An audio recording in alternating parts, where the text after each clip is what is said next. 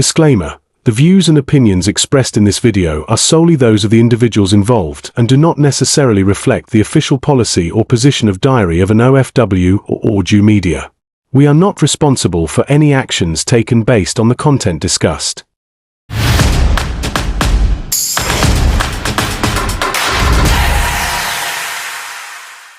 Isa na naman magandang kwentuhan ang ihahatid natin dito sa Diary of an OFW dahil kasama natin ang dalawang Filipino na nagtatrabaho dito sa OFW din. In fact, sila yung nag-approach at siya yung nagsabi na willing akong i-share yung story. So kami naman, gusto namin yung mga ganyang story. Kaya sabi ko, sige, schedule natin yan. And ngayon, i-share natin kung ano yung story niya. At for sure sa inyo, marami kayong matututunan dito. Dito lang sa Diary of an OFW kung saan Ito ang kwento nyo. Very good. Okay. So, introduce muna natin, no? So, mga pangalan nyo, mga Brad. Ako pala si Rowendale Miguel Catolico from Isabela. From Isabela. Sparring Toys from Manila. Ah, from Manila. Okay. So, first, lagi namin tanong, paano kayo nakarating dito sa Czech Republic? Una ma'am, nag-email ako sa agency. Then, hindi ko naman ini-expect kasi wala naman akong experience as a production assembly worker. Then, yun, nag-feedback naman sa akin man. So, hindi ka ex-abroad? First time mo dito? Ex-abroad ako pero sa Middle East. Middle as East. an construction worker. Ibang field lang ng trabaho. Ibang field lang. Okay. Hindi related sa factory manufacturing. Tapos ikaw, Brad? Nag-trip lang ako nakita ko lang sa Facebook yun May message pala gusto ko. Ganon. Nakita ko lang siya sa Facebook tapos nag-message ako sa kanila kung pwedeng mag-apply sa kanila. Kasi accept din naman nila. Pasa ako resume, tinignan nila yung tsura ko. Ang lalaki rin din talaga daw.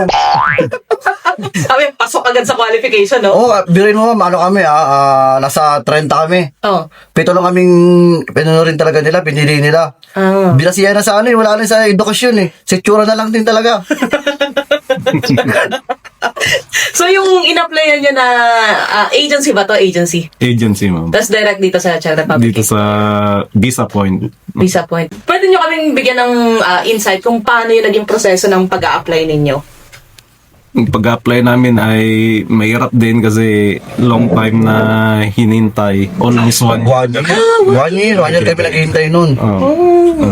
Kasi naghintay kami ng mga work permit, mga 2 months siguro. Then, after nung na-receive namin yung papers, all documents, in-schedule kami sa BFS for biometrics. Visa appearance. Magka-batch kayong dalawa? Para Yes ma'am, pas kami pioneer. Kayong pinakauna sa company? Yes ma'am, ay nakaharap naman kami talaga rin. Mga pioneer talaga kayo nakaharap mo ngayon. We are the first 7 Filipinos. Bigatin pala tong mga to. Kita ko naman sa mga tsura. Kung hindi dahil sa amin, hindi sila nag-hire ng mga sumunod kasi ang Pilipino ay hard worker and good performance. Kumbaga nagustuhan nila yung performance ninyo, kaya nagdagdag pa sila. Sa amin pero nakita talaga ng company ng sipag talaga. Kaya sabi ng ibang kumpanya, nakita kami pito, mag-hire pa tayo. Lalo na magaganda lalaki daw. Hindi kasi yung mga sumunod, hindi na rin gaano Tapos, so yun yung naging ang grabe, 1 taon din, no? 1 taon yung inabot. Maraming sacrifices din. Siyempre, through online lang, hindi namin alam kung legit o hindi. Oo ma'am, kakalamis kami kasi ang unang proseso, kailangan yung iba sila kasi operator, may bayad yung mga processing nila. Sa amin welder, ang pinakabayad lang namin placement fee sa kayo sa visa. Bali 14,000 saka sa placement fee. So kayo, mga welder kayo dito? Ako po welder. Bali 3 kaming welder, 4 na operator. Kami production assembly worker. Pero pagdating dito, welder talaga yung trabaho. Welder po talaga. Okay. Kasi skilled worker dito yung mga welder So, kumbaga, medyo may gap din naman kahit paano. Tsaka yung demand ng trabaho sa welder, iba talaga. Ba, medyo mabigat kasi yun ma'am Oo. Tsaka challenging alam ko Tapos, so, yung 1 taon na yun na paghihintay, pagpa-process, yun yung from the first time na nag-apply kayo, di ba? Hanggang sa nakaalis kayo, 1 taon yung duration, no? Oo, ma'am. Nag-apply nga po ako ma'am, wala pa akong passport Buti in-allowed. Hindi kasi, yung pagpasa ko sa kanila ng resume lang, lakas na ng lobby kasi Ganun lang ako, baka sakali lang. Pasa ako resume, kasi accept naman nila. Tapos tinanong ako kung meron ako mga documents. Tapos sabi ko, kahit wala pa, sinabi ko meron na. Pero kumuha na ako ng passport nun. Gandang tip na, no? Best Na, kung talagang desidido ka mag-abroad, no, gagawa mo ng paraan, apply ka kagad. Oo, kahit kulang Apply yung ka, mga requirements mo. Go, i-process mo yung mga documents mo. Kailangan, kasi iba, ang ginagawa, mag-apply muna mag-accumulate muna ng documents, passport, NBI, lahat ayusin nila, saka sila mag-a-apply. Pero yung sa'yo, reverse. Nag-apply ka muna. Oo, nag-apply muna ako. Tapos yung, syempre, baka kami, gumastos na ako, tapos hindi ako matutuloy. Oo. Pero hindi lahat ng agency ganun, tinatanggap na walang passport. Kasi ang alam ko, usually hinihingi nila agad yung passport mo. Na hinihingi. Sigurista sila. Oo, sigurista na mag-decidido ka talaga at may documents kang naka-ready. Kumuha lang ako ng passport ron, sa akin, nagiinuman lang kami, dumating isang tropa. Kasi pandemic yun, mahirap kumuha ng passport. Kumbaga, schedule pa sa computer. Oo. Naka-schedule pa kung appointment kung may slot para kumuha ng passport. Yung tropa ko, dumating nga pa nagiinuman kami, sabi niya sa akin, baka may gusto kumuha ng passport sa inyo kasi meron akong slot na 2. Tapos sabi, may abang ako Sabi ko, sige, kukuha akong passport. Oh. Habang nagiinom kami, yung pala, kinukuha niya na yung mga pangalan ko. Oo. Singsing na ako Kinabukasan nga, sabi sa akin ng tropa ko, pre yung bayad sa passport kasi 24 hours lang yun, mawawala na yung slot natin. Ito na rin yung sasawa ko ngayon. Sabi niya, Mari, nandiyan ba yung si Parentoins kasi kukunin ko na yung bayad sa passport. Sabi ng asawa ko, anong passport? Saan pupunta yun? Sabi niya, wala alam. Di sabi ko ganyan, ginising nga ako. Sabi niya, yung bayad dito sa passport. Sabi mo, alis ka ba? Sabi niya, hindi, punta lang ako Brisya. Di, sakto na, may pera naman ako, biniyaran ko na. Hanggang nagpirito rin na siya, pinakuha ko na yung passport ko. Tapos, lumakas na kasi may passport na ako, sinangla ko na ngayon Tapos hanggang pinasa ko na ng documents ko yan, tuloy-tuloy na, hanggang kilala ko na nga sila. Kasi gumawa ng isang GC. Lahat ng applicant. Lahat kami. Through WhatsApp. Inad nila yung mga candidates. So, bigyan niyo naman kami ng konting idea sa naging proseso. Di ba, nagbasa kayo ng documents, nag-medical din kayo, di ba? Medical, huli na yun. Interview, di ba? Di ba sa ibang bansa, ma'am, pag nakapasa ka na, ang inuuna talaga medical. Sabi, di ba, huli. Huli yung medical namin. Sabi nga nung iba, sabi sa akin, baka daw scam. Kasi, bakit daw huli ang medical? Kasi kung bumagsak ka sa medical, yung ginastos mo ng simulat sa una, wala na. Hindi mo mariripan. Hindi na mariripan. Kasi sa amin, ma'am, through direct hire lang kami. Online interview lang ang... So hindi kayo nangyari interview ng employer? Online lang? Online, no? I mean, yung personal, yung one-on-one, wala lang ganun. Wala, kasi direct hired kami. So, pagka, huli yung medical, di ba? Interview, exam, ganyan, online interview, tapos saka kayo pinag-medical or Yung mga assess mo na yung mga papeles namin. documents processing, sinabit nyo lahat ng documents nyo, tapos saka kayo nag-medical. Nung meron na kaming visa, nung na-pick up na namin yung visa. May visa! Saka alam mo. Saka lumabas yung saka lang may visa medical. stamp na yung passport, nung kinuha na dun sa Czech Embassy sa Makati. Actually, yung ganyan, mas maganda. Kasi, if any case na hindi ma-approve yung visa or tumagal ang visa, yung medical nyo, wala pa. Kasi may expiration ng within medical. 3 months. Oo. So, ang Nag-real visa take kasi, kami. nasa 3 months above. 3 months above na ata. Hindi, ang sabi nga naman ng iba, parang nandiyan na, tapos yung medical mo, bumagsak ka sa medical. Yun lang. Oo. Yun naman nilang problema naman doon. Katulad, dapat kami, 8 kami, yung isang kasama Dapat namin, talaga physical fit ka, no? medyo may tama rin, kaya hindi rin siya nakasama rin Yung iba talaga. kasi, Pero sayang, no? Yun pala, gagastos. ang naging pending kasi yung isa, hepatitis, kaya wala na. Talagang unfit na yun. Kasi makakahawa yun. So, yun ang proseso ninyo nung nag-a-apply kayo, no? Ano yung ina-expect nyo nung nandyan na, alis na kayo? Ano yung nandyan, excitement ba kayo na feeling nyo nun? Very excitement kasi Europe ang Czech Republic from Central Europe. Heart of Europe. Heart of Europe, oo. Kaya yun, masaya. Pero one of the poorest country din dito sa Europe ang Czech Republic. At mga Poland, ganyan. Kaya hindi rin ganong ganun ka-expect na malaki talaga ang sahod. So hindi ka na masyado nag-expect na malaking sasahurin. Oo. Kumbaga, na ano ka lang, na Europe yung pupuntahan mo. Maganda lang pakinggan, Europe. Oo. For Pero- stepping stone, din na din. Sinasabi nga ng iba, ang sahod daw namin Euro. Pero, mayroon kasi yung pagpaliwanag sa mga hangal din eh. Akala nila, porket nasa Europe ka, lahat kasi dito ang official money is Euro. Oo. Euro, kala nila Euro. Yun pala ay check crown, corona. Kailan nga pala kayo dumating? 2023, 23? November. Okay. Yun yung simula ng demand ng mga Pilipino dito. November 12. November 12 kami dumating dito nun. Oo. Tapos, kamusta ang feeling mo nakarating na kayo? Kasagsagan. Malamig. Lamig. Winter na dumating kayo? Oo, talagang, sabi ko, nagsando lang ako. Paglabas namin ng airport, Oh, doon sa may jacket ako pero nagsando lang, nakasando lang muna ako. Tapos paglabas namin, napakalamig talaga eh. Simoy, no? Oo. Tas, buti walang snow nung dumating ka. Medyo ambon-ambon lang din lang snow lang. Hindi Mga naman eh. talaga. ilang araw, 1 week na nun, pumasok kami. Yun talaga, dagsaan ang snow nun. Dagsaan na. Oo. Sa una lang masaya ang snow. Pag mga Tagalan, sumpaan mo na eh. Totoo yun. Madulas. Noong unang taon mo, enjoy mo talaga yan. Mag-i-snow angel ka pa nga dyan eh. Madulas. Yung Kadagat ko iba, pa nga ang snow. nakaboxer, no? Nakahubad, no? Ang release lang yun. Meron ba kayong mga naging adjustment nung dumating kayo? Mga first 3 to 6 months ninyo, mga adjustment na ginawa? Para sa akin kasi ba, mabigat. Mabigat. Kasi ako, pamilyado ko, yung lalo na yung mga naiwan ko, maliliit pa. Talagang homesick. 3 months, umiiyak ako. Oh. Kasi sabi ko, sa asawa ko, parang di ko kaya dito.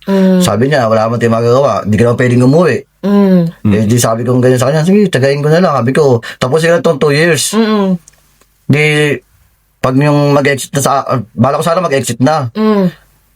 Tapos naisip ko rin talaga na mahirap din kasi marami naghahangad na mag-ibang bansa. Tapos ako ngayon nandito na, parang babaliwalayin ko lang din. Pagdating ko ng Pilipinas, magkatrabaho ko lang din naman. Di sabi ko ganyan, sige, tuloy ko na. Hanggang sa bumalik na lang talaga ako dito. Mas mabigat pala pag pabalik ka dito. Kasi nakita mo na yung pamilya mo, Oo. parang gusto mo na lang magstay, no? Eh, yung bakasyon namin, tagal, halos sa 1 buwan kalahati rin. Kaya sulit din talaga. Ubus pera ko ah. Well, Hindi maiwasan yung may struggle. Siyempre, yung about dyan din sa trabaho. Akala mo madali. kayo po kuya, kasi ex-abroad na po kayo eh. Oo. Malaki na po ba yung adjustment na ginawa ninyo nun? Hindi naman nag-ano kasi nalibot ko naman ng Middle East eh. Oo. Pero nandyan pa rin siyempre malayo tayo sa mga pamilya natin. And then sa mga lokal or sa mga foreigner na Sa nakakatrabaho? lokal, mahirap din kasi nung una hindi maintindihan yung salita nila. Siyempre mag-a-adjust ka. Sinyasa na lang eh. Kasi hindi naman sila marunong mag-English yung iba. Hindi naman nila na-adapt ng English dito. Unlike yung mga generation ngayon na magaling na rin sila. Lokal, mababait ang lokal. Pero yung mga ibang yung mga hindi naman sa pag-aaral, mga ayoko rin sa talagang matigas, makukulit din. Pero syempre, dayuan lang tayo dito. Kaya yun, patience lang kasi need natin ng trabaho. Oo, hindi ka naman pwede dito mag-argumento sa mga hangal. Kasi bawal naman dito sa law nila na pag magkipag-away ka dito, remove from the site ka na, wala nang warning. Ganon. Oh. So, kamusta naman yung trabaho ninyo? Nung adjustment na ginawa nyo sa trabaho nyo? Since naranasan ninyo medyo mahirap. Paano ginawa nyo adjustment? Lalo sa homesick, paano ginawa mo adjustment para ma-survive yun? Lagi ako lasing nun. Oo, gabi-gabi, pag Pura kasi ang beer dito eh, no? mahal pa kayong tubig eh. Kasi dito ang paggawaan ng beer. Oh. Di pag sa trabaho naman, hindi ka naman mahusay pag nasa trabaho kasi marami kang kasama eh. Na nalilibang nga, pero pag umuwi ka sa bahay nyo, tapos na-check ikaw lang din mag-isa, mga kasama mo, pang umaga, ikaw pang gabi. Talaga nga abuti ka ng lungkot, lalo na pag may mga anak mo, medyo karoon ng sakit. Wala kayo ba magagawa? Magagawa mo lang, magpadala ng pera. Tapos di mo man lang maalagaan, no? Hindi mo talaga maalagaan din talaga. Video call man lang kayo. Andun lang din talaga yung nun. Ayun yung sinatawag yun ng sakripisyo rin talaga. Kaya sabi ko nga, pagiging OFW pala, hindi talaga... Biro, no? Hindi biro. Talagang malaki rin siyang kailangan mo talagang Paano mo na-overcome yun? Paano mo na-survive yung ganung klaseng homesickness? Wala sabi ko na sa... Bukod sa lasing lagi. Nakikipag-hangout ka ba sa mga kaibigan mo, mga barkada mo dito? Oo naman, ayun sila lagi kayo naman. Minsan, share ko sa kanila. Kasi pag kinimkim mo lang, mas lalong mabigat eh. Kaya kailangan meron ka ring tropa na Mapagkwentuhan. paglalabasan mo rin. Oo, papagkwentuhan. Mahirap pag lagi ka rin seryoso. Pag seryoso ka, tatanda ka na masyado. Nakakabawas ang gandang lalaki, no? Konti lang.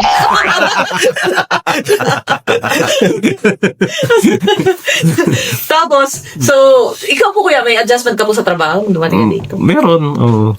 Yun nga, yung sinabi ni Toys nga na pagdating sa trabaho, syempre, pag una ka naman, hindi mo pa gamay-gamay masyado, pero pag nung tumagal, Kapag-adjust din. Sa una naman din mahirap talaga. Kahit saan naman trabaho Pinakaunang mahirap Sa akong seryosong trabaho, magkatrabaho ka lang na pang sarili mo lang din. Tapos hindi ka makakailibilo sa iba. Doon mararanasan yung yung parang kahit marami kayo, wala kang kasama. Kaya minsan dito sa mga tropa dito, minsan pinapatawag pa ako para lang, jamming tayo dito. Kasi alam nila, makulit din talaga ako. Nakawala daw yung nila, stress daw nila Yung pala, galit pala sa akin, upakan lang ako. Puntahan dito, sa tatay, magbugi natin siya, makulit yan Hindi totoo yun. Pagka may mga kaibigan ka na kahit yung simpleng kwentuhan lang, Sharing. malaking na yun malaking way para mawala yung homesickness. ma-overcome. Kaya siya may beer diyang nakalatag or may kung ano man yung nakalatag dyan na pagkain or ano. Importante kasi may companion ka, may mga kaibigan ka. Oo. Yung pinaka-importante. Kaso nga kasi iba, mga ibang dumating din dito, medyo hindi rin namin ganong kakilala pa ng gusto. Kasi yung iba, hindi mo naman pwedeng barkadahin na agad dyan. Siyempre, babasahin mo rin yung ugali niyan. Baka mamaya, di sa biro mo yan, mapikon yan Kaya yung iba, minsan, pag nagkikita-kita kami, salubungan lang, batian lang. Hindi mo talaga masabing magkatropa talaga. Bilang lang.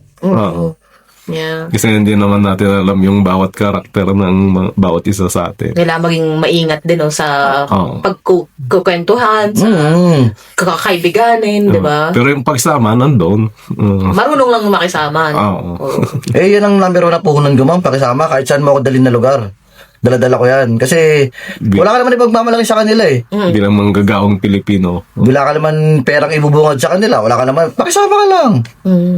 I think yun ang pinaka nagustuhan ng mga foreigners Marunong kasi tayong mag-adjust, marunong tayong makisama. Hey, sorry to interrupt. If you are an OFW or you are a Filipino, this is for you. We sit down with real people, real stories, real lessons, real life. And if you wanted to continue to watch meaningful interviews and lessons from lived experiences, subscribe now to our platform and be part of this conversation. Ano yung isang bagay na na-appreciate ninyo ngayon dito sa Czech Republic?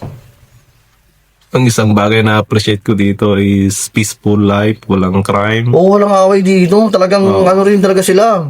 Pag kahit di mo kakilala, pag nasa lubong ng daan, binati mo, babatiin ka din talaga nila. Kahit lokal or Pinoy? Oo, kahit lokal. Mga lokal. Pinoy West, pero pa Pinoy Batiin mo na, gano'n siya, check. Kaya tapos ang mga usapan kung ano yung sinabi nila, yun na. Time is gold sa kanila. Di mo kayo nahirapan makisama sa kanila? Bukod sa language barrier, yung bang nakakapag-adjust agad kayo sa kanila? Ako, hindi naman ako nahirapan Kasi, kung sasalitaan lang, doon mahirap ka. Pero yung sabihin mong, nandiyan na, makikita mo naman sa body language ng tao rin Kung ano yung pwedeng iutos niya sa'yo, kung anong kahit di mo siya naintindihan, sa senyas lang ba, malalaman mo rin sa kanya. Pag sumimangot yan, ibig sabihin ng galit yun. Alis ka na.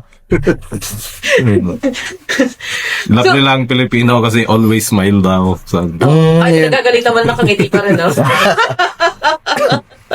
Wala, actually, meron kami nung nakasama na lokal na isang pamilya sila. In fact, katrabaho lang namin, inimbitahan kami na, pumunta kayo sa bahay, mag-inom tayo, ganyan.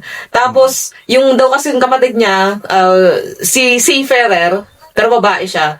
Ngayon, sabi niya padating, so magsa-celebrate kami. Kung gusto niyo punta kayo. So, inibitahan kami, punta kami doon.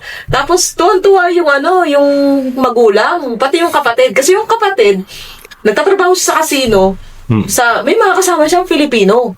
Ngayon, kahit daw yung mga Filipino, minumura na ng mga customer na, nakasmile lang, professional lang silang ginagawa yung trabaho nila. At sabi niya, kung ako yun, hindi ko kayang gawin yun, sabi niya.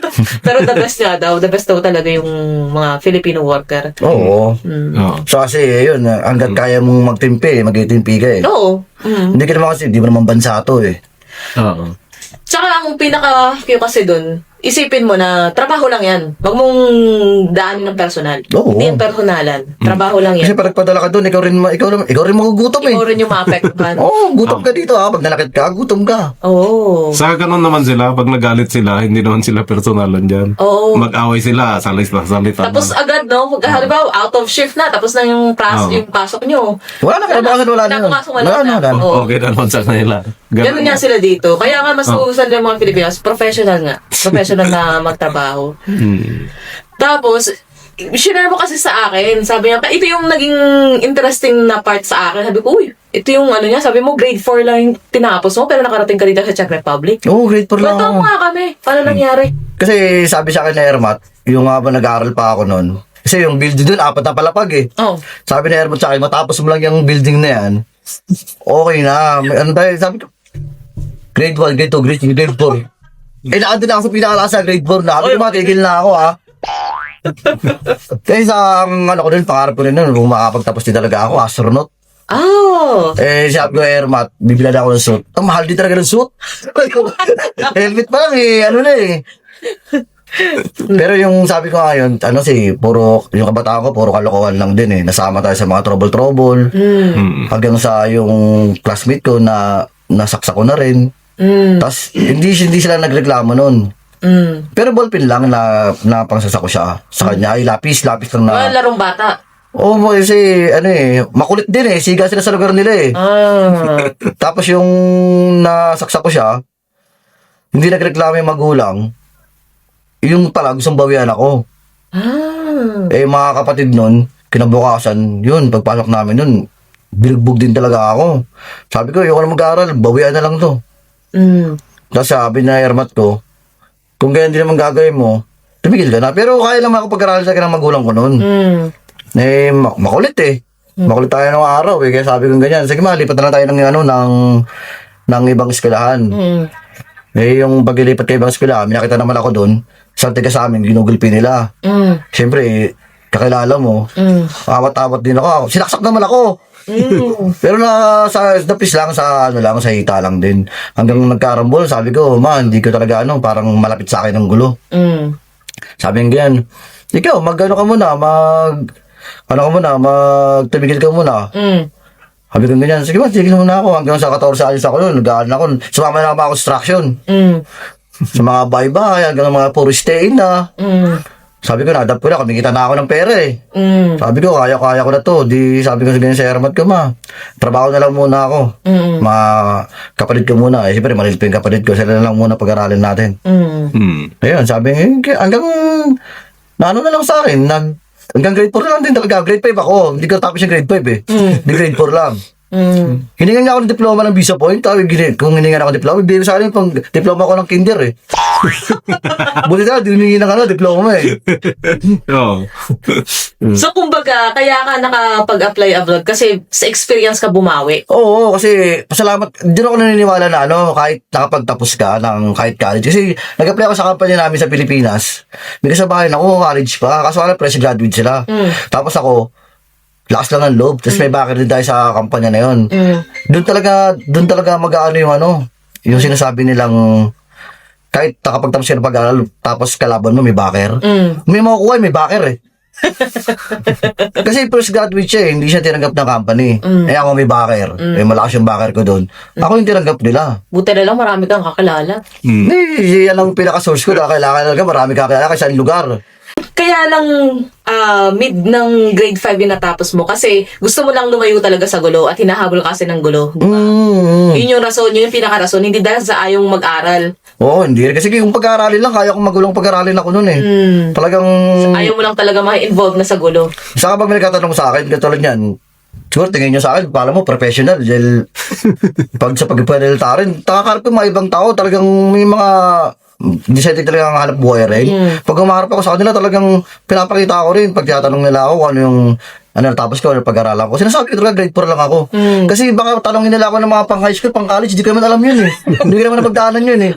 Kaya minsan nagugulat sila sa akin. Sabi niya, ayos ka, totoo ka. Oo. Kasi mayroon naman magsinungaling pa sa kanila na kapagtapos ako. Oo. Sa resume ko lang ginagawa yun na nakapagtapos ako. Kasi kung mga pwede lagi sa resume na grade 4 ka, di ka tatanggapin eh. Di ba? Oo. Katulad sa akin, nabasa, pag makita mo yung resume ko, nag-graduate pa ako sa Fatima pa. Pero nag-graduate, di ba? Habang sa kumpanya namin, tumagal ako ng 7 years din sa kumpanya namin. Pero ang trabaho ko din installer ng mga sasakyan. Tapos, sabi ng bossing ko, lipat ka muna ng department sa welding kasi kailangan ng tao. Ayun, pinag-aralan ko yung pagiging mag-welding. Siguro wala pang 1 year. Tapos, yung mga kasama ko, nag-apply sila ng Australia. Sabi ko sa sarili ko, yung ginagawa nila, kaya ko rin to eh. Bakit di ko subukan mag-apply doon? Yung nag-apply na ako sa kanila, ngayon, di sa Australia, nag-apply na ako. Wala nangingin. Ang daming hiningi sa akin, mula yung May IELTS pa yun eh. may di sa kayong mga card ba? Oo. Mga card mula grade 1 hanggang grade 6. Oo. Wala mo na mabuburvive sa kanila eh. Oo. Ano yung bibigay ko? Form 137. Oo. Ngayon, sabi niya ako ganyan, sabi ko, tinapat ko na agad. Pero kung sa trabaho lang, matatanggap nila ako eh. Sabi niya sa akin ng agency doon, sabi niya, sir, kung sa trabaho lang, kasi nakitaan din namin ng galing skill, siyempre, meron ka nun. Trade Ay, naipanlaban mo eh. Kaso nga lang, sa edukasyon, sabi niya, sir, doon hindi ka pwede dun, sir, kasi lahat ng hinihingi namin sa'yo, wala ka eh. Requirement ng Oo, yun. lawyer din. Yun ang hinihingi namin. Kailangan pag-aaral ng IELTS. Dito kami nag-aaral kami ng kumpanya. Sabi ko, sa Pilipinas, di ako nag-aaral. Pag-aralin niyo ako dito. Kasi ibang langgahe pa, di ba? Check naman. Sick. Yan, ginawa ko nun. Sabi ko sa ginamit sa tropa ko rin sa HR din sa opisina namin. Sabi ko sa kanya, ilagay mo sa COE ko, 7 years welder na ako. Kasi natatanggap dito, 5 years experience na welder. Hindi, sobra pa ako 2 taon. Yun, pinasa kong ganyan, so in-accept naman nila. Mo. Talagang magaling din yung pag gumawa ng resume ko, talagang magaling din talaga. Shoutout sa'yo, Mabi. Magaling din talaga. Mag-edit. Pasalamat din ako talaga sa kanila. Kaya ang ginagawa ko nila, lapit ako nun yung mga alam kong tutulong sa akin. Oo. So yun yung nangyari kung bakit ka nakarating dito sa Czech Republic kahit na ganun lang yung educational experience mo, hanggang Lang, ang baon ko lang talaga, skill lang din talaga. Lakas ng loob din talaga, kapal ng mukha. tsaka yung pagiging natural. Oo, kasi di mo naman pwedeng iyabang sarili mo, tapos tatalungin ka di mo naman alam. Kayo po kuya, sabi nyo, ex-abroad po kayo sa Middle East. Gano'ng katagal po kayo nag-ex-abroad? 6 years. 6 years? Oo. Doon lang po kayo sa Middle East? Middle East lang. Isang company lang siya? Iba-iba, UAE, Qatar sa Saudi Arabia. Pero malayo po dito sa ganitong field, di ba? Yung sabi mo, ibang experience. Sa mga construction sa oil and gas. Kasi more on oil and gas na sa Middle East. So, ano yung mas prefer ninyo sa Middle East o yung dito sa Europe? Dito sa Europe, ma'am, kasi marami tayong dito. Opportunity. Saka open dito, Saudi, mainit dun. Wala kami makita dun, puro camel. Papunutan mo, Camel. Pero okay din yon na experience kasi karamihan naman na pupunta dito nanggagaling muna sa mga iba-ibang Sa abroad. Oo. Like Australia, New Zealand, siyempre malaking bagay. Middle East. Oo. Pero buti nga ngayon tumatanggap na sila ng kahit walang experience. Dito sa Czech Republic, kahit hindi ka ex-abroad, tumatanggap sila. Tumatanggap na sa iba. Oo, dati hindi. Pero malaki ang advantage pagka ex-abroad ka eh. Kasi kahit pa paano, may idea ka na sa galawan ba? Yun ang tulay na din. Magkarating ka rin dito. Oo. First timer lang din ako, nag-ibang bansa eh. Yung mga experience before. Dapat Saudi, kinakaya ko lang sama ko nun. Saudi tayo pre, apply tayo Saudi. Ayoko dyan, mainit dyan. Tapos ang kwento pa nila, medyo mababa daw sahod sa Saudi. Pero hindi naman sila nila lahat. Baka siyempre, ibang... Depende rin sa mapasokan mo rin trabaho. Depende sa position. Kaya sabi ko ganyan, pasok ko dyan pre sa Saudi kasi alam mo naman, high blood tayo eh. Mainit dyan, mami, dyan pa tayo may stroke eh. Kaya dito sa Europe, lamig. Oo. Ang sakang yabang ko, pag tinanong ka, saan bansa ka, pre? Europe? Papapalakpak yung tenga ko eh. Akala nila maganda rin talaga eh. Total, nabanggit mo yung sahod na yan. Kamusta ang sahod bilang isang welder? Yung average lang. Kahit hindi ka magbanggit ng number, basta yung okay ba sa'yo or hindi. And then yung mga benefits. Okay sa akin yung sahod dito. Kasi di naman tayo yung... Para sa akin kasi hindi ako yung napaka-hypocrite mo naman kasi di ka naghahagad ng malaking sahod, di ba? Oo, syempre. Pero sa akin yung sumahod ka man lang ng mga 80, 90, laking bagay na yun kasi di mo naman makikita sa Pilipinas peso, yun. sa peso. Sa peso na yun. Sa peso. Hindi mo naman makikita sa Pilipinas yun eh. Kahit Isang buwan lang, no? Hindi Oo, mo isang buwan. mapupulot yun dun. Hindi mo makakuha yun. Eh dati nga, sa kumpanya ako, sumasahod na ako, magkano lang. 5,000, tapos isang lapa ATM mo. Diba, buti nga dito, wala sang ATM eh. Kaya po kuya bilang ex-abroad. Okay naman, masaya. Kasi nandito na ngayon sa Sekcha, Europe. Sa akin naganda dito, pag may andito ka na Comfortable talaga. naman yung offer sa akin. Sa akin, nakapatay na rin ako ng bahay kahit paano.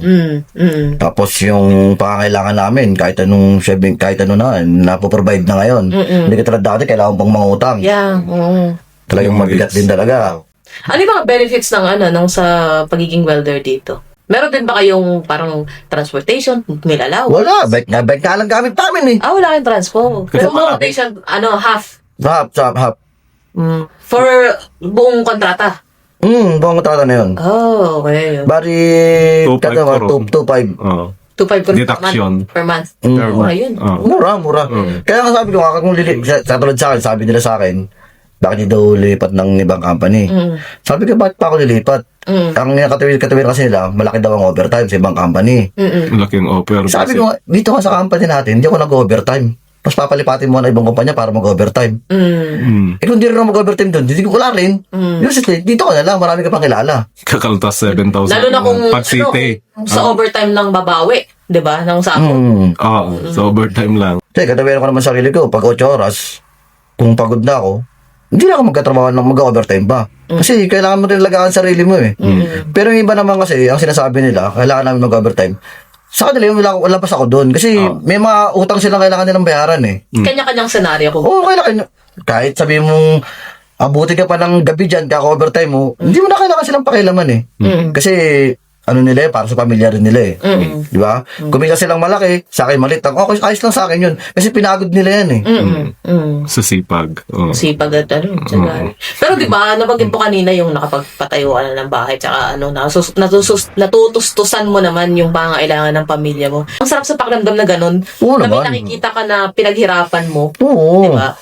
Eh, gano'n, yung umuwi ako nakaraan lang, pag uwi ko, pagdating ko sa bahay, sabi ko lang, ito na pala yung, yung pinagpagurang ko rin talaga. Kamusta Andun, feeling nakita mo yun? sarap. Sakita ko rin asawa ko, talagang sarap eh. Ilan mo may anak mo, Brad? Ilan yung anak mo? Dalawa, isang babae, isang lalaki. Si Shakira, saka si Bishop. Ay, hi mo sila. Tingnan sa... Hi, Shakira! Bishop. Tapos yung asawa ko pala, boss. Feeling ko, napaka-family oriented mo eh.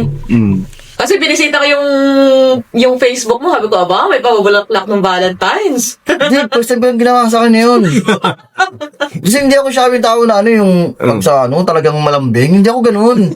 At saka, kumbaga, capable ka eh. Kumbaga, may mga excess na pwede ka na bumili ng bulaklak, mga ganun, di ba? Hindi, kahit dati naman kaya kong gawin. Kaso nga lang, medyo bad boy kasi natin go eh. Hindi talaga ako yung sabi, sobrang lambing din talaga sa asawa. Hindi bagay. Hindi, parang nakasar ako, nakasiwa ako. Kinikilabutan ka. Parang iba. Kaya yung pinagpaano sa kanya, Valentine's. Nagpaano ako sa tropa. Valentine. Sabi ko, inisip ko to. Parang tibagay sa akin yung ganito ah. Pero nakita ko naman sa kanya, tuwa naman siya. Talagang, Worth it naman. sabi niya sa kanya, nagulat ka ba? Sabi niya, gulat na gulat talaga ako eh. Wala sa akin ginawa to eh. Well, sa kadalasan kasi, pag may mga nakakausap kami ng mga kapwa namin na OFW, nakakatuwang pakinggan yung mga storya nila na, yung parang hindi nila ina-expect na mararating nila yung mga ganong bagay. Tapos, ngayon, yung panahon na, yung sitwasyon nila ngayon, mas nag-i-improve na at napapaganda yung buhay. Oh, So, nakaka-inspire yun kasi, hindi naman lahat ng Pilipino may ganyang klaseng mindset. May Oo ganyang naman, klaseng motivation. oo. Nalalaman sa akin yung paalis na ako. Nagulat yung mga tao doon. Kasi kahit magkwento ko sa'yo, hindi ba ka mapaniwalaan eh. Yung iba doon eh, hindi na ka naniniwala. Mag-ibang bansa ka. Parang nasinggero ka lang ah. Pag luminom ka lang sa kanto eh, tapos mag-ibang bansa ka. Gut na yata ah. Kulang lang sa kain. Oo, katulad kay Ermat ko, sabi nung, may nagsabi sa Ermat ko na, pag nakalis yung anak ko, makaputog yung sandaliri ko. Oo, gano'n ni Ermat. Kamusta na ngayon? Ewan ko, paputal pa lang yata. Kasi, tambay lang din talaga ako. May trabaho ako, pero talagang tambay lang din talaga ako. Ating gabi, nandun kami sa kalsada. Inuminuman lang. Tapos yung, nagbago kasi yung pananaw ko sa buhay nung, Mindset. nagpaano na ako, nabuntis ko na asawa ko, magkakaroon ng pamilya. Doon na, nag-iba na lahat. Kaya sabi nga nila, pag pamilyado ka na, magbabago na lahat. Kaya doon ko narealize din ang sabi ko, hindi lang ako mabuhay, ganito ako. Kumbaga gusto mo rin bigyan ng maganda buhay yung pamilya mo. Oo naman. Kasi, wala namang yung airpot ko, habang nabubuhay pa yung airpot ko dati eh. Sa kanya ko nakikita. Kasi, puro gambling ang trabaho natin ng magulang ko. The gambler. Wedding, saka ganun sila sa wedding. Doon kami nabuhay sa wedding. Parang gusto ko shoutout si Erpa. Tipis na. Pero yung kasing, yun yung naging motivation mo, yun yung naging rason kung bakit ka nag-grow, di ba? Oo. Yung ganun, yung gusto mong bigyan ng magandang buhay, much better sa naranasan mo dati. Kasi sabi ko kang ganyan, sabi ko, hindi tayo nga buhay na ganito dahil kailangan kahit pa paano, pakita natin. Kasi may ibang tao, tabakan ka lang eh. Gawin ko tututusan lang eh. Hanggang salita lang. Oo, pag sa kanyari, sa mga inuminuman, may mga gathering na sa mga kamag-anak din, syempre, di ba? Huwag na kayo eh. Dogas ka lang dun eh. Wala kang bilang. Siyempre wala ka pang pera eh. Pag may pera ka na ngayon, hindi ka na penis dun ha. Parang ikaw na yung ikaw na yung parang boss doon, ikaw na yung masusunod sa mga... Talagang boss. Hindi ko alam, pero parang hindi ko siya masabi na sad reality. Pero usually ganun talaga yung mindset no. Sa una, hanggat hindi ka nakakaalis, parang baliwala ka lang dyan. Pero pagka nagkaroon ka na ng ganun, Mamunti sa pag meron ka namang kutob na para sa'yo talaga eh. Hindi mo yung pare ko ngayon, dito ngayon, halos nagiinom lang kami dito. Tapos tinawagan ko siya, sabi ko, pre, kamusta? Sabi ko nagiinom din sila, nagiinom ako dito. Malungkot lang ako, kasi nandun sila sa trabaho eh. Sabi ko, punta ka dito, apply ka. Meron ba dyan? Sabi ko, passport ka ba? Sabi na, meron naman. Kasi may mga papeles ka dyan. Sige, pasa mo sa akin. Punta ka dito Ginanong ko pa siya. parang ano lang parang Quezon City lang. Parang sa Cubao lang eh. Parang niyaya ko lang sa Cubao eh. Pero ilan sila ngayon nandito kumpare ko. Yung sumilip kanina nandito kanina, kumpare ko yun. Ang supervisor ko pa yun. Yung nakasage kanina dumating, yung malakas yung dating, supervisor ko sa Pilipinas yun. Pero, siyempre, may pamilyado na rin. Nagano rin siya na magbago rin. Tinulungan ko rin. Yun, nandito na sila. Ano sila? 5. Ay, 7 sila kumpare ko rin dito na. Sa company kayo lahat na recommend mo. Bali, 3 yung nandito. Yung 2 nasa sister company. Si Escon. Sa Escon, saan doon yung ibang Tapos yung ibang tao na rin na tulungan ko rin. Border ng Pola. Kala, sabi nga nila, ang Europe, mahirap daw pasukin. Alam mo, may nagsabi sa akin noon, sa company kami. Kasi nag-usapan na sila mga abroad eh. Tignan ko yung isang isang babae. Saka isang lalaki na kumpare ko rin. Sabi nga ganyan sa akin. Ako kaya kung mag-abroad ako, papasa kaya ako. Tignan ako na isang babae doon, sabi sa akin. Hindi ko sigurado kaya Toys. Kasi, unang-una, wala kang pinag-aralan. Swerte ka na lang kasi nakapasok sa company na to. Ginanon ako. Siyami-siyami, gami-gami. Wala kang pinag-aralan, tapos wala kang wala ka namang skill eh. Kumbaga, nag-trip ka lang eh. Sabi sa akin, sabi ko, ganun ba? Titigil ko na lang yung pagpangarap ko. Ginanon ko sa kanya. Pagtalikod ko, sabi ng kumpare ko sa kanya, isang buwan na lang, palis niya. May ticket na yan. Pag ilang days na lang, mga week na lang, kami na may ticket na yan, Kinabukasan, tinanong ako, kuya, palis ka na pala. Nakapitas na. Hindi ako, nag-trip po tapos. Uwi lang ako probinsya. Kaya ako Kulang ka mo, trip mo lang. Oo, trip ko lang eh. Kaya sabi nga nila, huwag mo husgahan. Oo. Di ba? Kasi mahirap din yung musika ng tao. Di mo rin pala alam yung talagang nilalakad niya sa buhay niya eh. Tsaka nagbabago kasi yung mga batas-batas na yan. Dati naman talaga, napakahirap pumasok. Napakahirap magtrabaho. Oo, yun sabi daw nila. Dati. Pero ngayon niya, unti-unti na nabubukas. So, nababago rin yung yung mga batas-batas eh. Kaya nga, maganda yung sinabi mo na umuhusgahan kasi hindi mo alam kung ano pwede mangyari sa mga susunod na taon or buwan. Diba? Kasi marami silang target dito yearly. Oo. Tapos yung prime minister nila kasi, nung pumunta dito si BBM, may council. Yeah, nagkakaroon na ng mga agreement. So, mas ginugusto na talaga mga Filipino. Kahit yung mga lokal nagsasabi na napakaganda ng posible. Almost lahat na ng company dito, Filipino na yun. may mga Pilipino na. Oo. Kahit siya pumunta akong pala, may Pilipino eh. Kahit liblib dito. So, tayo na yung sumunod na kote sa pinakamalaki. Bukod sa mga Ukrainian eh. Sa Pilipino, kahit sa bansa may kita mo ang Pilipino. Totoo. Hindi pa pala kita natatanong, kuya, doon sa yung rason ba kung bakit ka nag-a-abroad at bakit nag-abroad ka ulit? Ano yung Reason, maraming reason eh. Pera na una-una. Kailangan ng financial needs, tapos yung mother ko na stroke din. Nung nandito na ako, mga 6 months pa lang, biglang na-stroke syempre napunta sa ICU. 2 months siya doon. Gastos, no? Daming bill sa hospital. Private kasi pag sa public yon namatay na sana. Thanks God kasi nakasurvive, pero yun na nga, bedridden siya, hindi siya makatayo. Kumbaga, pero nakakapagsalita pa siya. Nakapagsalita naman na ngayon. Oh. Pero matagal naka-ventilator doon. So, para sa nanay mo. Sa hirap din ng buhay sa Pilipinas, syempre walang stable job din. Hindi, tsaka sa Pinas, di ba? Aminin na natin, mababa rin naman ang kikitain natin sa Pilipinas. Oo. Sa taas ng bilihin, parang kumita ka man ng malaki din ang expensive mo. Mas magastos pa nga doon kaysa dito eh. Deduction. Gulay lang din sa atin. Pakamahal na eh. Transportation. No. Mataas talaga ang ang bilihin, sobrang taas. Deduction, marami pa. Tapos bill. Oh. Although may mga napupunta-puntahan naman yung mga deduction na yan, yung mga social security na yan. Pero, syempre, hindi pa rin may kakaila na malaki talaga sa ibang bansa. Oo. Triple. Lalo na kung magtsatsaga ka, di ba? Lalo na kung magsisikap kang magtrabaho, maghanap ng ibang pagkakakitaan, di ba? As an OFW. Kaso nga lang, syempre, hindi naman tayo abang buhay dito. Yan nga eh. Kaya ko, swerte pa nga kami sa mga ibang kababayan natin sa ibang bansa. Kasi yung iba, makikita mo, di ba? Yung iba, nagkakapakamatay na litipers talaga, baon sa utang. Kaya ako, sabi ko ganyan, bago ko umalis dito, placement fee ko, sinangla ko yung bahay namin. Para lang magkaroon ng placement fee. Kasi wala akong pagkukuha. Binenta ko yung motor. Sangla ko na rin sana katawan ko nun eh. Sato, makapakarang ko ulit. Ang 50 lang eh. Ang 50 lang yan. Mura naman. Ang mura. Eh, sabi nga, nahirapat ka na sa akin eh. Ba't kasang laming bahay? Eh, yan. Panghabang buhay nyo na yan. Mawala man kami. Nasa inyo kasi titulado na eh. Oo. Andiyan na yan, sa inyo na yan eh. Kami, sumablay ka dun eh. Sabi ko nga, ma, kung natin sugalan niya, wala na ibang pagkukuhanan eh. Utang sa tao, masyadong malaki.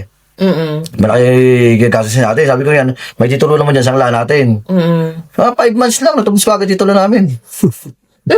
Para sa pangarap mo eh. Kung gusto mo talagang makaahon, di ba? Gagawa ka ng paraan. Oo, gagawa ka. Huwag ka lang magnakaw. Huwag lang gumawa ng masama. Okay, magnakaw. Benta ka sa buo, mobis yun.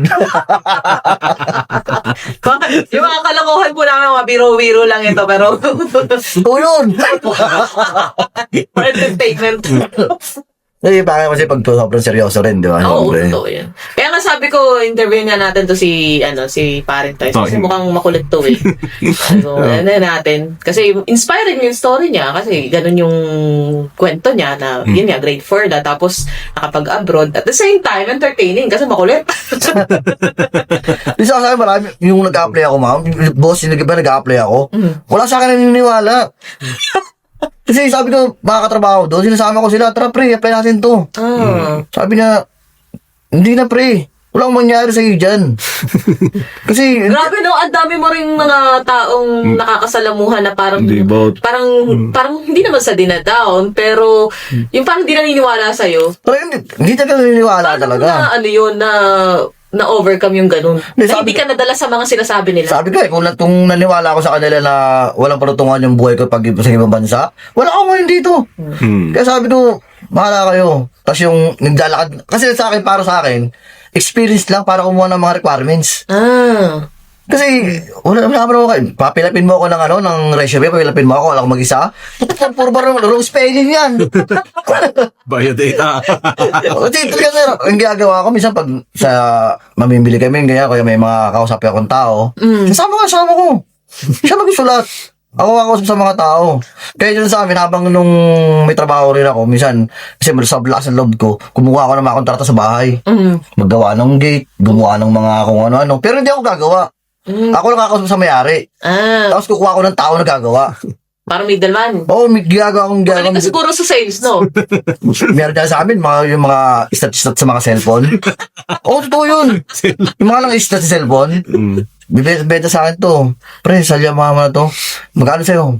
Kahit 3,000 na lang. Bibenta ko ngayon sa ibang tao yan. Bibenta ko ng 5,000 na to, pinapaso. Oo. Yung sa 3,000 lang sa kanya, syempre yung bibili na tawad pa yun eh.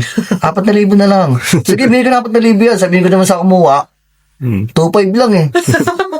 O di meron akong 1,500. Oo. Gawin lang puhunan mo. Pero pag nagkakahulihan, bahalabas ako dyan. Hindi, mga lang yan, mga salasang lalang din. Saan talaga galing sa tao? Sa tao talaga, hindi naman lakaw. Oo. Dave, ano lang yan, parang extra income. Kasi syempre, kailangan mo na sa Pilipinas ng extra income eh. Pag wala kang discard doon, gutom ka ha. Hindi siya na. Totoo. Isa sa mga bagay na napick up ko sa'yo is yung kasing yung kasing mindset mo is iba eh. Kahit na may mga ganyang tao kang nakakasalamuhan na dinadown ka. Sa'yo parang tahimik ka lang, pero unti-unti mong ginagawa ng paraan para patunayan sa kanila na hindi totoo yung sinasabi nila. Oo naman. Feeling ko, kaya binebless ka rin ng mga tao ng binibigay sa'yo yung mga taong kailangan mo. Kasi marunong kang makisama, marunong kang rumespeto. And I think yun ang pinaka-cue kung magiging OFW ka. Kasi, pag nasa ibang bansa ka, syempre, hindi naman yan hindi yan sariling bansa mo. Kailangan mong makasama. Hindi yung local or mga foreigner mag-a-adjust sa'yo. Ikaw ang mag-adjust sa kanila kasi ikaw ang pumunta sa lugar nila eh. So, magandang character or attitude yung ganyan. Kasi, kahit na, tama yung sinabi mo na wala naman talaga sa pinag-aralan yan. Sa diskarte, sa pakikisama, at saka sa skills mo sa natutunan mo, sa experience mo. Pero ako, sa ngayon, tumanda na ako ngayon, gusto ko pa rin mag-aral eh. Kasi laking bagay rin, hindi naman sinasabi nila yung mabubuhay ka sa diskarte. Oh. Kaya kami pinag-aralan ka rin. Yung diploma o diskarte. Kung meron ka diploma, tapos meron ka diskarte, street knowledge, lamang ka doon. Lamang ka pag meron ka street knowledge, talagang hindi ka manloloko ng ibang tao eh. Kaya alam, may pinag-aralan ka talaga, tapos nasa kalsada ka, alam mo yung kalakaran ng buhay ka. Kumbaga, hindi naman natin ina-advise huwag sila mag-aral, no? Hindi naman. Kung may chance kayo mag-aral, ituloy nyo. Nangyari lang yun sa kanya kasi nilalayo niya yung sarili niya sa gulo. So, yung mga kabataan dyan na nag-aaral pa, ituloy nyo yung pag-aaral nyo, magtapos kayo, magkolehiyo kayo, and then, matuto rin kayong dumiskarte. Kahit na nag-aaral kayo, dumiskarte kayo dyan. Oo, kaya yung anak ko, sabi ko sa anak ko, kay Shakira, kasi grade 1 na siya eh. Ay, mag-grade 1 na siya ngayon pasukan. Sabi ko sa kanya, anak, pag grade 4 ka na, apply na rin si daddy mo. Para classmate tayong dalawa, sabi tayo. Sabi tayo mag-aaral, ha? Baka mangopya pa ako sa anak ko eh. Ano isang bagay na pwede mong ituro sa anak mo ngayon, sa mga anak mo ngayon? Ituro? Bukod sa, given na yan sa pag-aaral. Oo. Yan. Sa akin naman, makisama na sa ibang tao. Saka, para, dalawa kasi yan eh. Makisama ka sa taong pwedeng pagkatiwalaan mo. Kasi pwedeng makisama ka, sa kanya lang. Yung pakisama mo, may hangganan din yun. Hindi lahat pwedeng ibigay sa kanya eh. Hindi ka tulad sa taong nakilala mo, kahit ka mag-anak mo nga eh, di ba? Hindi mo naman pwedeng pagkatiwalaan din talaga lang gusto yan eh. Kailangan mo suriin. Oo. Kaya yung sabi ko kasi sa anak ko, pag lumaki ka, kailangan makapagtapos ka ng pag-aaral din. Yung inabot ko, wag mo nang gayahin din. Pero hindi ko sinasabing yung kasi yung iba yung mindset ng iba sinasabi, hindi ko na pwedeng para nasa anak ko yung hirap ng buhay. Totoo. Sa akin hindi. Paparaharas ko sa inyo. Oo. Kasi kung puro sarap lang aabuti mo, Totoo. di ba? Aasa ka na lang din eh. Totoo. Maghihirap ka rin. Katulad, binibigyan ko yung anak ko, Daddy, bili ako ng ganito. Bago ko bigyan ng pera yan, umalis ka muna. Kumbaga, tinuturuan mo na silang paghirapan ng isang bagay. Oo naman, kasi kung madali nila makuha, madali nila mawaldas yun eh. Totoo. Yun yung isa sa mga parang pinaniniwalaan ko rin na kung gusto mo ng much better na buhay para sa mga anak mo, paranas mo rin sa kanila yung konting hirap. Oo. Huwag yung puro bigay, huwag yung puro konting hiling bigay agad. Huwag naman yung, Paranas mo rin sa kanila para kahit papano magkaroon sila ng sense of hunger or parang magkaroon sila ng konting inspirasyon na makuha yung isang bagay na yun. Na hindi lahat ng bagay na kukuha agad-agad. kasi pag bigay ka lang ng bigay, walang mangyayari doon. Matuto. Kasi yun ang reality eh. Yun ang reality ng buhay. Paghihirapan mo talaga lahat ng gusto mong makamit sa buhay. Hindi yan hihilingin mo lang, ibibigay agad sa'yo. Oo, tama yan. Hindi. Kailangan mo rin kumilos sa galaw. Oo, totoo yun. Oo. Well, Bago mo ma-achieve. lalo na, di ba kuya, yung mga ex-abroad na kagaya natin, Oo. alam na natin yan, yung mga, hindi naman talaga biro. Oo. Maghihirap ka talaga sa isang trabaho. Maghihirap ka talaga mag-apply. Oo. Bago mo makamit lahat yung tagumpay. Oo. Oo.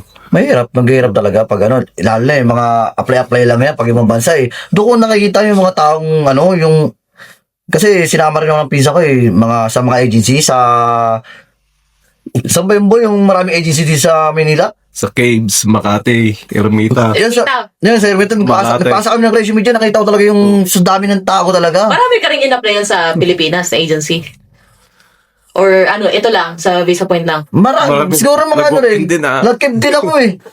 Caves. Yung nga lang, International sa yung Legazpi. sumablay ako sa kasi ang ina-apply ko welder. Ang hinahanap ng dumating na employer, Austria yun. bus.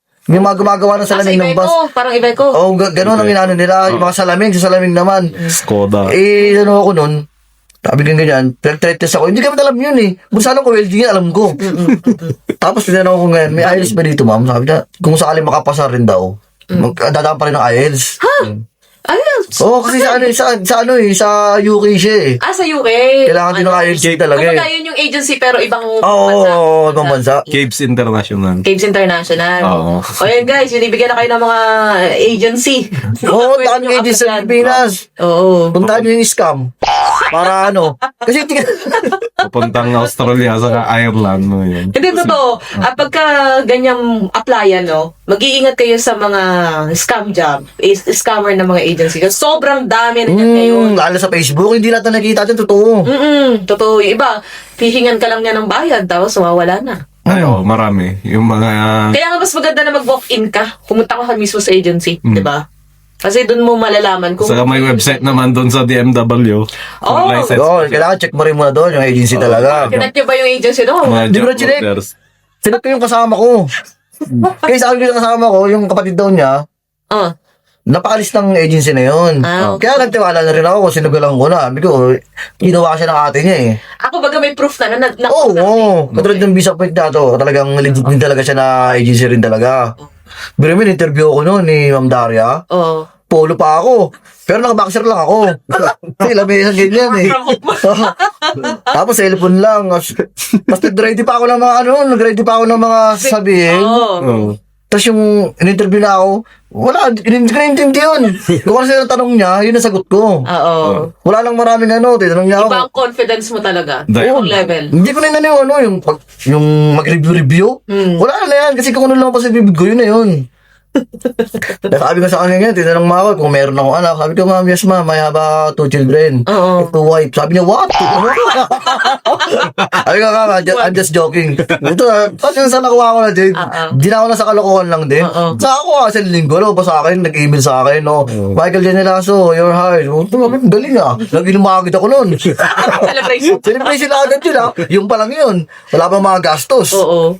Siyempre, Pero nakakatuwa kasi hindi ka parang in-encourage mo rin yung mga ibang tao na madala dito. Nare-recommend mo. Gaya sabi mo, puro tambay yung mga pinapunta ko dito. Pumawa sa tambay sa Pilipinas. Hindi naman. Busik ko yung mga kambay ito eh. Pero nakakatuwa, di ba? Sarap sa piling na may matutulungan ka din. Oo, saka yung minsan sabi ng mga asawa nila, salamat kayo parang ito kasi kahit paano tulungan mo yung asawa ko, ganyan, tulungan mo yung pare mo. Sabi ko, hindi naman totaling dapat sa akin magpasalamat eh. Kasi kung, Nasa kanila pa rin yung action. oo, nasa kanila pa rin, kasi kung pasa ko yung resume dyan, di mo rin gagalawan. Oo. Di ba? Hindi ka rin makukuha eh. Oo. Nasa iyo pa rin yan. Kung sa akin na nila, siguro sa akin, mga 20% lang ako eh. Kaya yung kapasalamat sa akin na, ano? Recommendation. At least na-recommend mo na. Pero iba pa rin yung feeling na gano'n na, yung, kumbaga may nabibigyan mo ng chance yung iba na mabago yung buhay. Ibang impact nun, hindi ka man mag-gain ng pera dyan, wala ka mong nakukuha sa kanila. Iba yung impact nun sa'yo. Iba yung... Sa akin, hindi ako naghahangad ng ganun. Oo, totoo. Kasi kung maghahangad ka nun, may ano yun eh. Makakarmahin ka nun. Kasi yung tunay na pagtulong naman kasi, wala naman yung talaga hinihing kapalit. Oo naman. Diba? Hindi mo kailangan humingi ng kapalit kasi hayaan natin na si Lord yung magbigay ng kapalit niyan. Kaya nga tuloy-tuloy din ang blessing natin. Saka inaano ko sa kanila, yung sabi ko pre, tol, nandito ka na kayo ngayon. Kung meron pa tayong may recommenda, tapos mag-hire company, pasok natin dito. Pero namimili lang din minsan. Kasi mahirap din magpasok ka na mas matapang pa sa'yo. Tsaka yung iba yung ugali sa trabaho. Oo naman. Siyempre, maingat din tayo dyan. Kasi tayo nagre-recommend tayo. Pangalan. Oo, sa ibang bansa ito, hindi naman itong Pilipinas na nasa Cubao ka lang. Sa Cubao, pwede ka umuwi. Tsaka yung desidido talaga. Oo. Diba? Hindi naman pwede na, sabi mo, gusto lang mag-abroad. Tapos, hindi naman pala ganun ka-desidido. Sayang yung opportunity. Tapos pag nalaman pa nila yung mga gastos, yung tigil na, akala nila libre. Oo. Kasi nababaltad daw nila, ibang agency daw, sagot lahat ng employer. Meron naman talagang ganun. Oo. Meron, Pero hindi nga lahat. Pero dito kasi sa atin, talagang gagastos ka rin talaga. Bilet ako nga yung motor ko eh.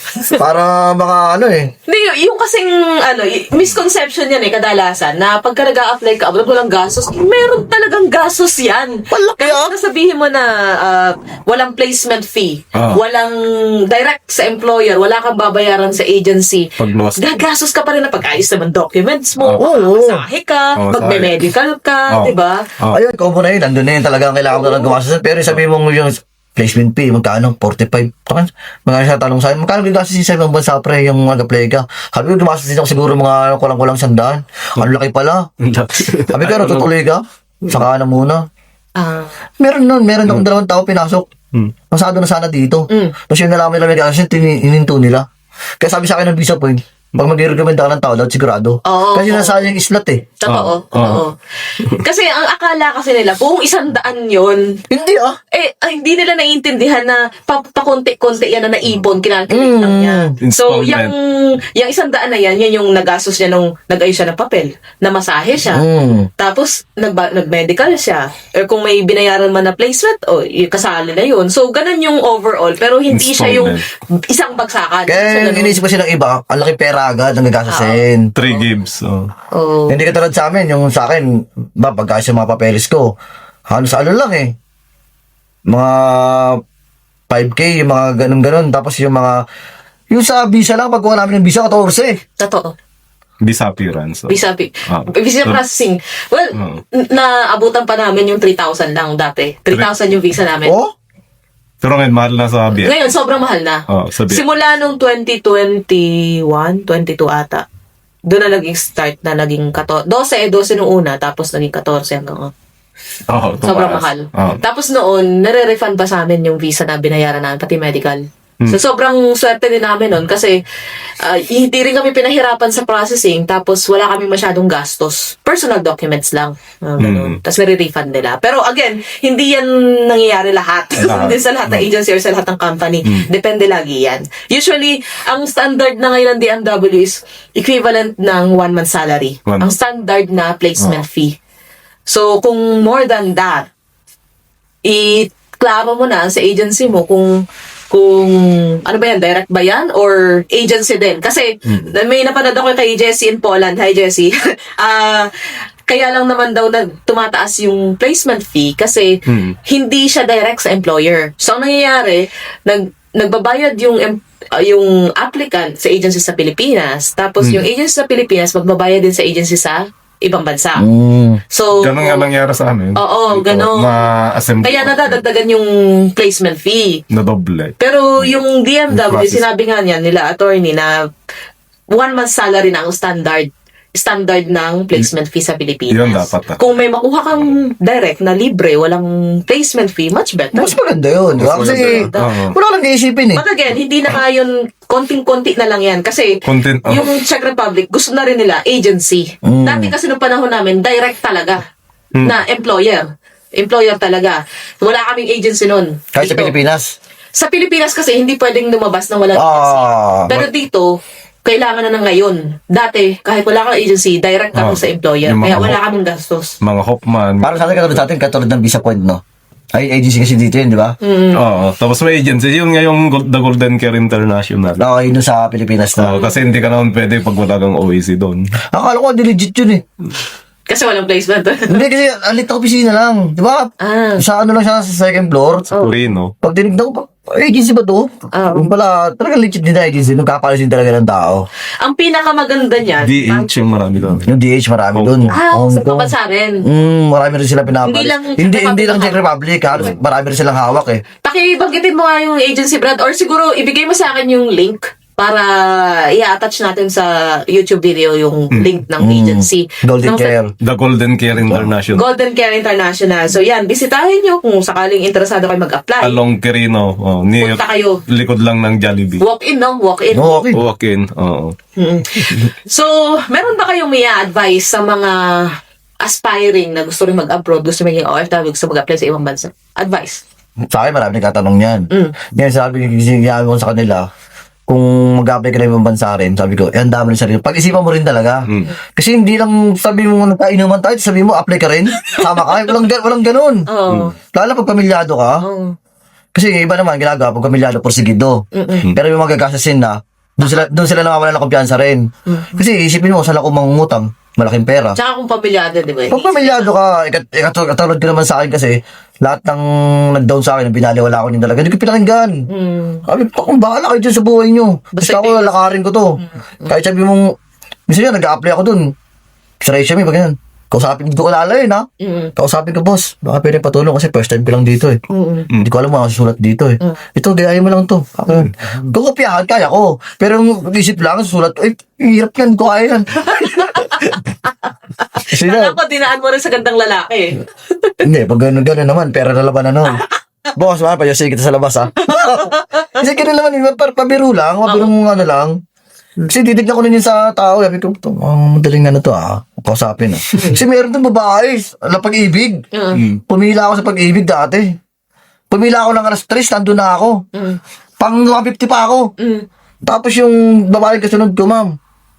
Baka pwedeng, ano po bang ano dito, ma'am, sa pag-ibig, masisulat, kasi first time ka mag-load. Sabi ko sa akin, hindi ako inimik. Talagang tinignan, ginanon pa yung bag. Sabi pa yung bag, sabi ko yun. Isabi Bakit itong ba? Ma'am, dinako yata ito, Sabi, kasi lalaki, tinulungan ako ng lalaki. Sabi sa akin, boss, baka pwedeng patulungan ganito, ganyan. Sabi niya, first time mo mag-load? Sabi ko, first time mo lang, sir, eh. Oo. Sabi niya, siya na sumulat. Sabi ko, over eh, di ako makapag-isip ng maayos, sabi ko yan eh. Ay, siya na sumulat din. Pagdating ng alas 5, binigyan ko siya ng pagkain. Ayun naman yung maganda. Kumbaga, Boss, mami tayo. ka ng pabor. Oo, bigay ka. Kahit pala mo rin yung tao, eh. Kahit di siya humihingi ng ano sa'yo, bigyan mo na lang, di ba? Ganun ang ginagawa ko sa mga ano rin, mga kakilala kong tao. Mas advice natin. Mas una pa ako nagbibigay eh. So, maganda naman talaga lagi ikaw yung nagbibigay. Ikaw binibigay kaysa ikaw ang binibigyan. Kailangan lang ng pasensya at tibay ng loob palagi. Oo. Saka believe sa sarili mo bago ka pumunta dito sa abroad. Then pagsisikap mo din syempre. Kailangan mo ng talino din sa sarili mo, confidence. Oo. Para makapunta ka dito at be patience lang palagi. Kasi pagdating dito, syempre, bawal yung mainitin, gano'n. Saka tiyaga lagi sa trabaho. Pag mag-apres ka, hindi ka pwede dito sa ibang bansa. Pag yung asta mo sa Pilipinas, yung matapang, hindi pwede dito yun. Hindi pwede dito yun. Kasi wala kami rin pumakaway, Pilipino lang din eh.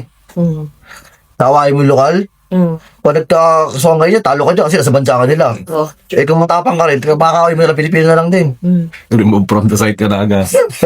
Paano naman sa mga kababayan natin na nandito sa Czech Republic? Meron ba kayong may advice or may share or something? Sa mga kababayan natin na nag-apply pa lang sa Pilipinas, be confidence lang mga pare ko, mga kabaro. Believe lang sa sarili. And lagi lang mag-search sa website ng DMW. At doon tignan lagi yung mga job orders ng mga agency. Para ma-confirm na legit, no? Oo. Then lahat ng mga requirements, i-complete nyo muna para just in case may interview sa mga agency, na may line up na kayo agad. Sa akin, di ganyan. Yung mga, confident. Nasa sarili mo lang din talaga yan. Kasi kung maniniwala kasi ibang tao, kung sila mapaniwalaan mo na puro ka down, ganyan, nasa iyo naman yan eh. Hindi pwedeng sabihin mo sa ibang tao na, sige, apply ka dun. Ikaw naman, sige, apply ako dun. Pagkatapos, hindi mo naman alam ma-apply mo. Kaya kasi sabi ko sa sarili mo, pag nandiyan ka na, alam mo nang para sa'yo, ganapan mo na. Kasi hindi lahat na nag-ibang bansa, gusto mag-ibang bansa, natutupad eh. Oo. Swerte yan lang, di naman talaga. Katulad ko sa akin, di ba? Hindi ko akalain. Kasi lahat ng requirements ko, wala akong aberya, kahit isa. Hindi katulad ng iba na maglakad ng ganito, kailangan ko pa ng ganito, kailangan ko pa ng ganyan. Ako, dire-diretso. Walang sa akin, kaya sa thankful ako kay God talaga na ginabayan talaga niya ako makarating dito talaga. Sabi ko nga, pag di makalis, mag-inom na lang. Pero iba talaga, pagka desidido ka mabago yung buhay mo, gagawa at gagawa ka ng paraan. Gagawa at gagawa ka ng paraan. So yun, maraming salamat sa inyo. Meron ba tayong isang bagay na hindi na pag-usapan, nakalimutan i-discuss? Apply kayo. Sharing na lang. Apply. Hindi, siguro, isang hint sa mga nagpaparecommend, no? Yung mga nagpapatulong, gaya niyan, kung may mga nagbe-message sa kanya na kung paano nakarating or nagpaparecommend, sana naman, kung sakaling natulungan kayo ng tao, i-consider nyo rin naman na pangalan nila yung itinaya nila para makarating kayo dito. Ang sa amin lang ba, pahalagahan nyo yung binigay na opportunity. Oo. Kumbaga, sa performance sa trabaho, ayusin naman ang performance sa trabaho nang sa ganun makita ng employer na ay worth it yung binigay na tao ito na pinadala. So sa ganung way kasi mas marami pang Filipino ang makakarating, may chance na makuha at mas marami pang hihingi ng recommendation. Kung maganda ang nagiging Performance nila sa trabaho. Performance sa trabaho. So yun lang naman ang hinihingi ng mga nagre-recommend, no. Ayusin naman ang trabaho. Ako, sama ng Diyos na mapinasok ko dito, di ako napahiya. Talagang, consistent talaga yung nila, kung ano sa umpisa. Hanggang ngayon, ganoon talaga sobrang sipag din talaga yung mga pinasok ko. Kaya, rin talaga ako sa kanila. Sila, best na rin talaga sila. Dahil lahat ngayon, nakukuha na nila anong gusto nila eh. Yung iba, nagkapagawa na rin ng bahay, nakapatayo na rin ng bahay. Yung iba, nag-iipon na. Yun ang, rin. Kaya sabi nga sa akin, sabi sa akin, sasama ko, pre, meron ako recommenda sa'yo. Sabi ko, pre, di ko kilala yan. Sabi niya, hindi, okay to. Sabi ko, mahirap din kasi sabing okay lang eh. Ikaw kilala mo. Ako di ko kilala, di ba? Mas maganda pa rin kasi ikaw ay mag-recommenda, personal na kilala mo rin talaga. Kasi alam mo na yung ugali nun eh. Nang sinasabi ko sa kanila. Pero kung willing naman ako tumulong eh. Okay, pasa mo sa akin resume, tutulungan kita, pasa ko dyan. Hanggang doon na lang ako.